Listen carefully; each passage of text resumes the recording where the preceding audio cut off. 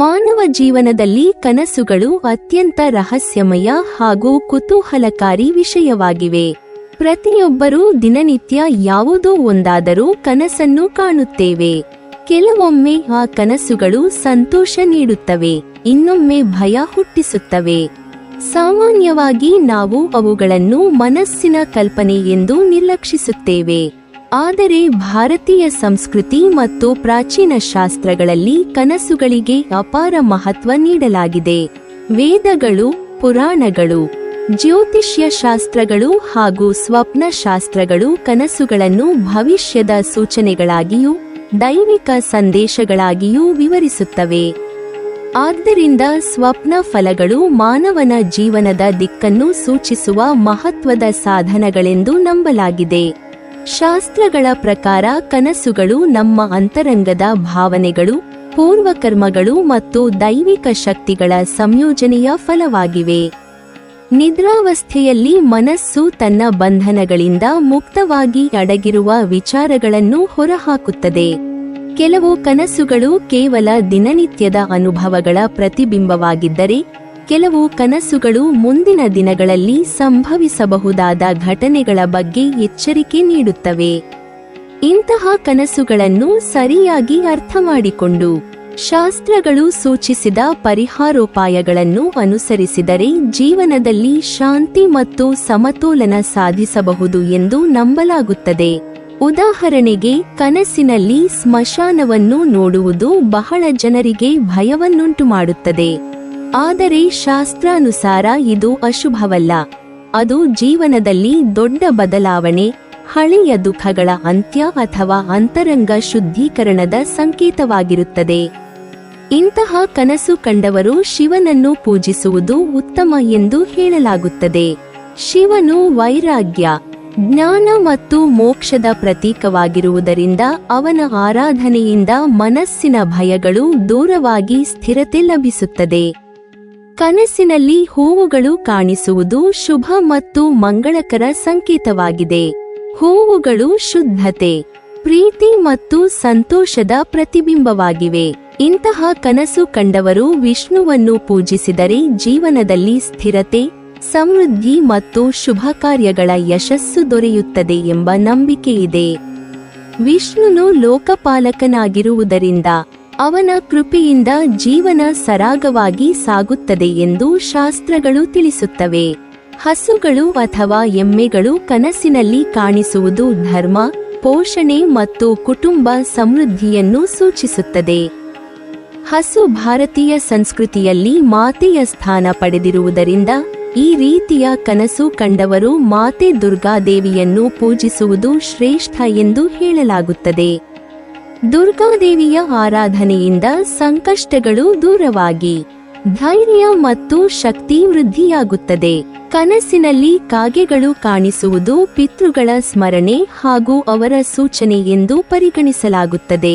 ಪಿತೃಗಳು ತೃಪ್ತರಾಗದಿದ್ದರೆ ಜೀವನದಲ್ಲಿ ಅಡೆತಡೆಗಳು ಎದುರಾಗುತ್ತವೆ ಎಂಬ ನಂಬಿಕೆ ಇರುವುದರಿಂದ ಈ ಕನಸು ಕಂಡವರು ಪಿತೃ ಕಾರ್ಯಗಳನ್ನು ಸರಿಯಾದ ರೀತಿಯಲ್ಲಿ ಮಾಡಿ ಶ್ರಾದ್ದ ಹಾಗೂ ತರ್ಪಣಗಳನ್ನು ನೆರವೇರಿಸಬೇಕು ಎಂದು ಶಾಸ್ತ್ರಗಳು ಸಲಹೆ ನೀಡುತ್ತವೆ.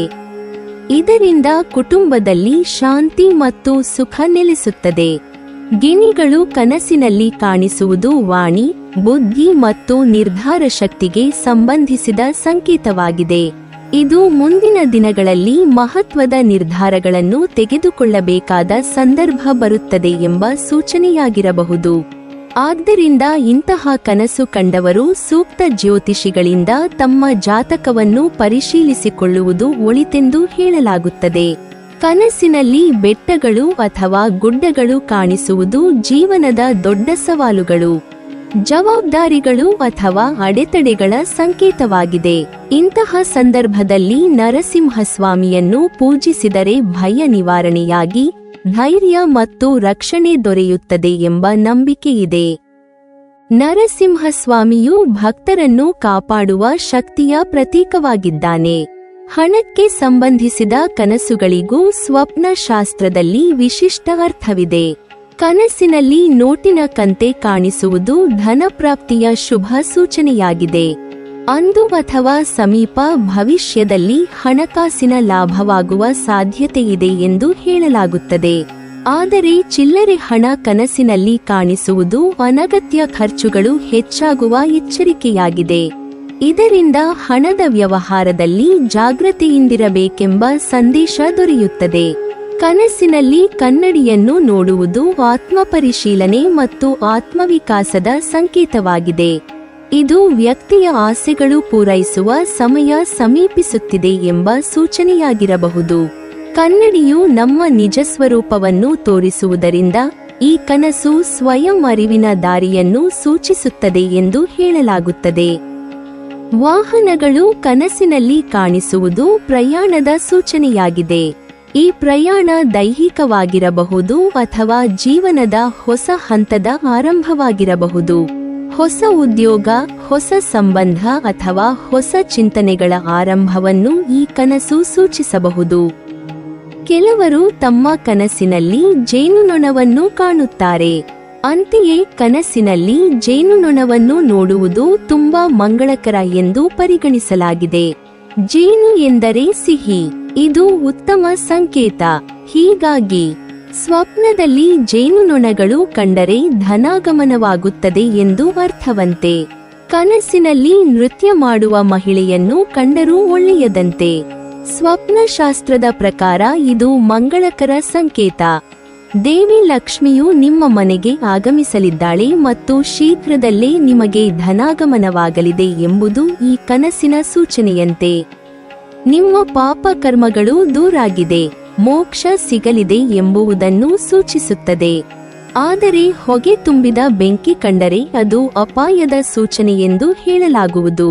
ನಿಮಗೆ ಚಿನ್ನ ಅಥವಾ ಚಿನ್ನದ ಕೊಡದಲ್ಲಿ ನೀರು ಕನಸಿನಲ್ಲಿ ಬಂದರೆ ಅದು ಶುಭದ ಸಂಕೇತವಾಗಿದೆ. ನಿಮ್ಮ ಸಂಪತ್ತು ವೃದ್ಧಿಸಲಿದೆ ಎಂಬುದನ್ನು ಸೂಚಿಸುತ್ತದೆ. ಜ್ಯೋತಿಷ್ಯದಲ್ಲಿ ಕಪ್ಪು ನಾಯಿಯನ್ನು ಶನಿದೇವನ ವಾಹನ ಎಂದು ಪರಿಗಣಿಸಲಾಗುತ್ತದೆ. ಕನಸಿನಲ್ಲಿ ಕಪ್ಪು ನಾಯಿ ನಿಮಗೆ ಪ್ರೀತಿಯಿಂದ ಕಾಣಿಸಿಕೊಂಡರೆ ಅಥವಾ ಕಪ್ಪು ಹಸುವಿನ ದರ್ಶನವಾದರೆ ಶೀಘ್ರದಲ್ಲೇ ನಿಮ್ಮ ಆರ್ಥಿಕ ಸಮಸ್ಯೆಗಳು ನಿವಾರಣೆಯಾಗಿ ಧನಲಾಭವಾಗಲಿದೆ ಎಂದರ್ಥ. ಕಬ್ಬಿಣವು ಶನಿ ಗ್ರಹಕ್ಕೆ ಸಂಬಂಧಿಸಿದ ಲೋಹವಾಗಿದೆ. ಕನಸಿನಲ್ಲಿ ಕಬ್ಬಿಣದ ಸರಕುಗಳು ಅಥವಾ ಉಪಕರಣಗಳು ಕಂಡುಬಂದರೆ ನಿಮ್ಮ ವೃತ್ತಿಜೀವನದಲ್ಲಿ ಸ್ಥಿರತೆ ಬರಲಿದೆ ಮತ್ತು ನೀವು ಕೈಹಾಕಿದ ಕೆಲಸಗಳಲ್ಲಿ ಯಶಸ್ಸು ಸಿಗಲಿದೆ ಎಂದು ಭಾವಿಸಬಹುದು. ಹಳೆಯ ಚಪ್ಪಲಿಗಳನ್ನು ದಾನ ಮಾಡುವುದು ಅಥವಾ ಹೊಸ ಪಾದರಕ್ಷೆಗಳು ಕನಸಿನಲ್ಲಿ ಬರುವುದು ನಿಮ್ಮ ಜೀವನದ ಅಡೆತಡೆಗಳು ದೂರವಾಗುವುದನ್ನು ಸೂಚಿಸುತ್ತದೆ. ಇದು ದೀರ್ಘಕಾಲದ ಆರೋಗ್ಯ ಸಮಸ್ಯೆಗಳಿಂದ ಮುಕ್ತಿಯನ್ನು ಸಂಕೇತಿಸುತ್ತದೆ. ಇವು ಶನಿದೇವನ ಪೂಜೆಯಲ್ಲಿ ಬಳಸುವ ಪ್ರಮುಖ ದ್ರವ್ಯಗಳು. ಕನಸಿನಲ್ಲಿ ಇವುಗಳ ದರ್ಶನವಾದರೆ ನಿಮ್ಮ ಜಾತಕದಲ್ಲಿರುವ ಶನಿ ದೋಷಗಳು ಅಥವಾ 7ನೇ ಶನಿಯ ಪ್ರಭಾವ ಕಡಿಮೆಯಾಗುತ್ತಿದೆ ಎಂದರ್ಥ. ಒಟ್ಟಿನಲ್ಲಿ ಸ್ವಪ್ನ ಫಲಗಳ ಶಾಸ್ತ್ರೀಯ ವಿವರಣೆಗಳು ಮಾನವನ ಜೀವನಕ್ಕೆ ಮಾರ್ಗದರ್ಶನ ನೀಡುವ ಮಹತ್ವದ ಸಾಧನಗಳಾಗಿವೆ. ಕನಸುಗಳನ್ನು ಭಯಪಡುವುದಕ್ಕಿಂತ ಅವು ನೀಡುವ ಸಂದೇಶವನ್ನು ಅರಿತು ದೇವಾರಾಧನೆ, ಸತ್ಕರ್ಮ ಮತ್ತು ಆತ್ಮಪರಿಶೀಲನೆಯ ಮೂಲಕ ಜೀವನವನ್ನು ಸುಧಾರಿಸಿಕೊಳ್ಳಬೇಕು ಎಂಬ ಸಂದೇಶವನ್ನು ನಮ್ಮ ಶಾಸ್ತ್ರಗಳು ನೀಡುತ್ತವೆ. ಈ ರೀತಿಯಾಗಿ ಸ್ವಪ್ನಗಳನ್ನು ಅರ್ಥಮಾಡಿಕೊಂಡು ಬದುಕಿದರೆ ಜೀವನದಲ್ಲಿ ಶಾಂತಿ, ಸಮೃದ್ಧಿ ಮತ್ತು ಸುಖವನ್ನು ಸಾಧಿಸಬಹುದು. ನೀವಿನ್ನೂ ನಮ್ಮ ಚಾನೆಲ್ ಅನ್ನು ಸಬ್ಸ್ಕ್ರೈಬ್ ಮಾಡಿಲ್ವಾ?